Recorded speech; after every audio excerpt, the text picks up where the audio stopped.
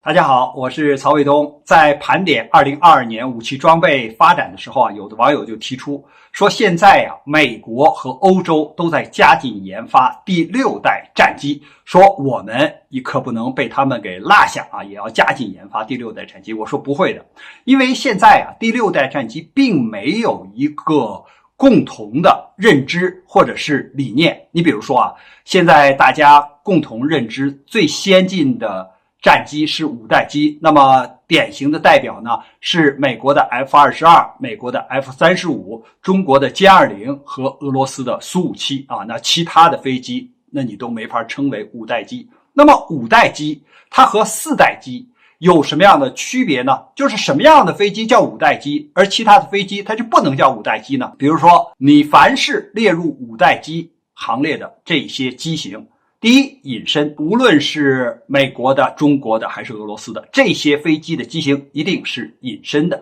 第二，它可以超音速巡航，就是它不用打加力，只要正常的飞行，它就可以达到超过音速的一个速度，你其他的飞机追不上的。还有呢，就是它先进的航电系统，因为是打信息化条件下的战争嘛，所以它的航电系统非常的先进。再有呢，就是这个飞机它的整个的气动布局它的设计都非常的灵活，在空战中非常的灵巧，所以你有这样4个显著的特征才能叫做5代机。那我们再讲，你现在美国、欧洲都在研发6代机，那6代机的概念是什么？你说隐身，那我5代机也隐身呢，除非你说我的隐身性能比你要高得多比如说现在在雷达上这个隐身的飞机就低可探测性，5代机基本上18公里、20公里才能看见，那是不是说你的6代机就是从我的雷达上面凌空而过，我都没法发现你，是不是这样一个指标呢？还有一点就是说，现在它是超音速巡航，那你是不是2倍的音速巡航，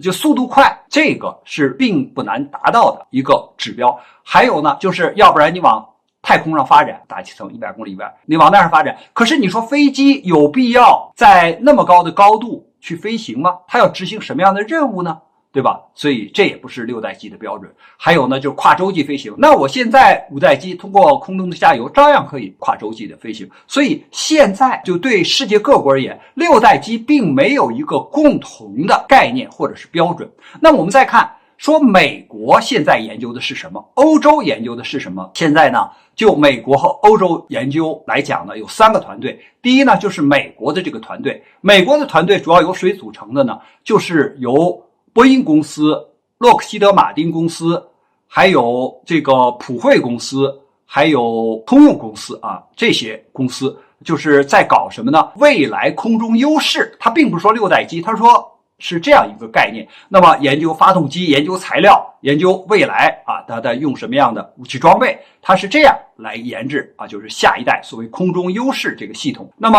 欧洲呢，它分了2个团队，一个团队呢是法国、德国还有西班牙这样一个团队他们在研制叫做未来空中作战系统它是用这样一个名词，也不是用6代机，他们在研制未来用什么样的发动机造什么样的机型，有人无人或者什么样的指标。还有一个团队呢，就是由英国、瑞典还有意大利。后来呢，瑞典呢，它因为是生产鹰狮战斗机，而且它国家比较小，他可能认为这种高投资风险大的项目呢不愿意参加了，就退出了。那么现在呢，就是英国、意大利和日本把日本拉进来了，因为日本研制自己的新神战机就是隐身战机没有成功，